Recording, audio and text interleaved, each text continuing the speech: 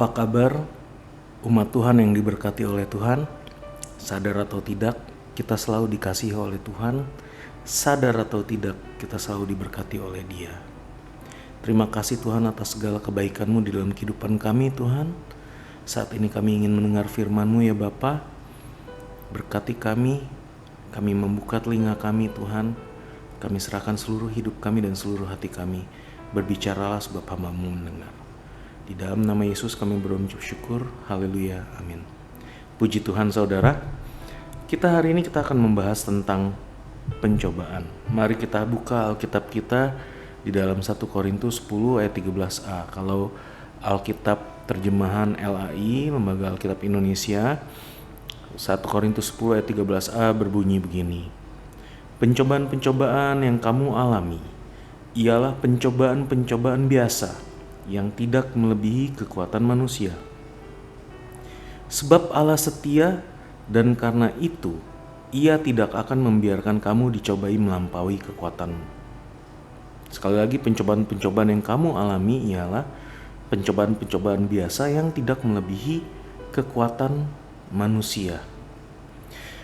Kadang kalau kita baca seperti ini, kita berpikir, apalagi kalau kita sudah sering mengalami pencobaan, bahasa kerennya, bahasa masa kini untuk pencobaan adalah godaan. Kita sering digoda, kita mengerti. Kadang kalau kita ngomong kita dicoba itu, bahasa itu kadang-kadang terlalu rohani, kadang-kadang terlalu jauh. Mungkin saudara bisa ganti ini, bahwa kita digoda. Godaan-godaan yang kita alami itu tidak melebihi kekuatan manusia.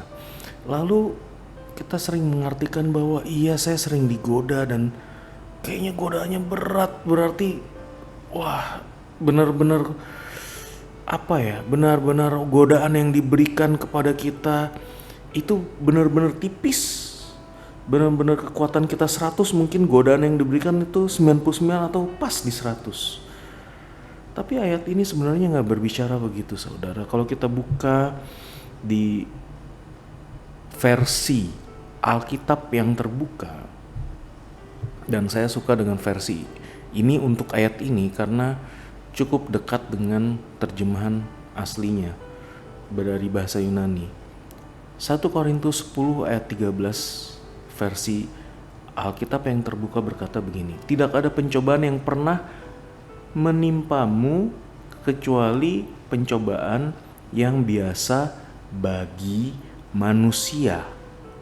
Kalau di bahasa Yunaninya antrophinos, sesuatu yang kita alami di kehidupan sehari-hari. Itu adalah hal yang biasa kita alami di kehidupan sehari-hari. Jadi ayat ini benar-benar berkata bahwa pencobaan-pencobaan, godaan-godaan yang kamu alami adalah hal-hal yang biasa dialami oleh setiap manusia sehari-hari. Kita pasti akan mengalami godaan-godaan itu. Kita buka di Yakobus 1 ayat 14. Tetapi tiap-tiap orang dicobai, digoda, ya kan, oleh keinginannya sendiri, karena ia diseret dan dipikat olehnya. Siapa di sini? Siapa dari saudara yang mendengar firman ini yang tidak punya keinginan sendiri? Kita semua punya keinginan sendiri. Kita punya keinginan sendiri. Kita punya keinginan daging kita. Daging kita semua pasti punya keinginan. Jadi selama kita punya keinginan kita sendiri, selalu ada godaan bagi kita. Setiap hari, setiap saat. Jadi saudara, kita harus mulai membiasakan diri kita untuk berpikir bahwa ini bukan sesuatu yang spesial kita alami. Kalau kita tiba-tiba godaan datang lalu kita berpikir, oh si iblis datang menggoda saya. Jangan berpikir seperti itu. Godaan itu sudah ada. Kita sudah terlebih dahulu menginginkan sesuatu. Hawa dicobai, Hawa digoda oleh si iblis karena dia sudah terlebih dahulu menginginkan buah tersebut. Kita hari ini kita ingin belajar. Kita ingin belajar bahwa kita pasti akan mengalami pencobaan. Dan pencobaan itu diizinkan oleh Tuhan untuk kita alami. Mengapa? Supaya kita melihat apa yang kita inginkan. Saudara adalah manusia duniawi dan juga manusia rohani. Tapi Tuhan ingin kita menjadi manusia rohani. Keduniawian kita biarlah itu hanya berada di tubuh daging kita saja. Kebutuhan tubuh daging kita. Tetapi biar seluruh keinginan kita menjadi keinginan yang rohani.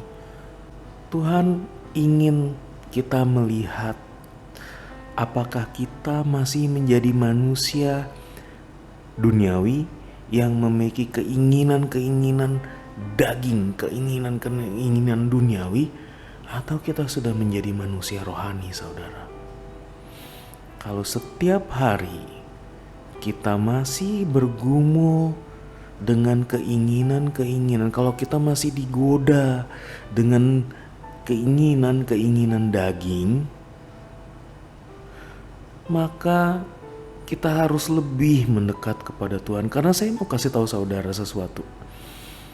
Godaan-godaan itu, pencobaan-pencobaan itu, ada loh tingkatan-tingkatannya. Dan kalau kita mau bertahan, kalau kita mau tunduk kepada Tuhan, maka kita akan mulai naik tingkat.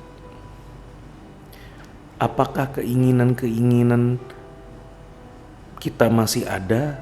Tentu kita pasti ingin makan, kita pasti ingin minum, tidur dan sebagainya.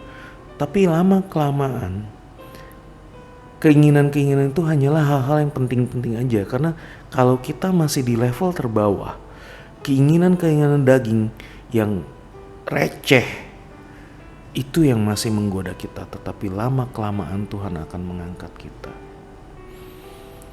Mari kita mendekat kepada Tuhan saat ini. Mari kita membawa seluruh hidup kita kepada Dia. Mari kita serahkan seluruh keinginan kita, supaya perlahan-lahan keinginan kita, pencobaan-pencobaan kita itu akan naik tingkat, saudara. Satu ayat terakhir untuk saudara, kita buka di Ibrani 2 ayat 18. Sebab Yesus sendiri menderita ketika dicobai, maka Ia dapat menolong mereka yang sedang dicobai. Mari kita datang kepada Tuhan. Saudara jangan membenci, jangan memikirkan hal-hal yang lain. Kalau saat ini ada keinginan-keinginan daging yang setiap hari mencobai saudara, saudara datang kepada Tuhan Yesus. Saudara serahkan itu. Dan yang paling penting, kita menginginkan bukan lagi hal yang daging tetapi rohani. Kita menginginkan Dia, Tuhan, di dalam kehidupan kita. Kita datang kepada Yesus. Mari kita berdoa. Tuhan, saat ini Tuhan kami berdoa Tuhan. Hari ini kami mau berdoa Tuhan untuk setiap keinginan-keinginan Tuhan yang masih receh Tuhan, keinginan daging yang selalu membuat kami berdosa. Saat ini kami mau lepaskan itu Tuhan. Kami minta bantuan-Mu Roh Kudus. Dan kami ingin mulai hari ini lapar dan haus akan Engkau. Biar Engkau saja Tuhan yang memenuhi hati kami ya Tuhan. Biar Engkau saja yang kami inginkan. Terima kasih ya Bapa. Bimbing umat-Mu di setiap hari untuk melampaui semua keinginan dan pencobaan kami ya Tuhan. Biar kami semakin menginginkan Engkau Tuhan. Menginginkan Engkau saja. Terima kasih ya Tuhan. Di dalam nama Yesus kami telah berucap syukur. Haleluya. Amin.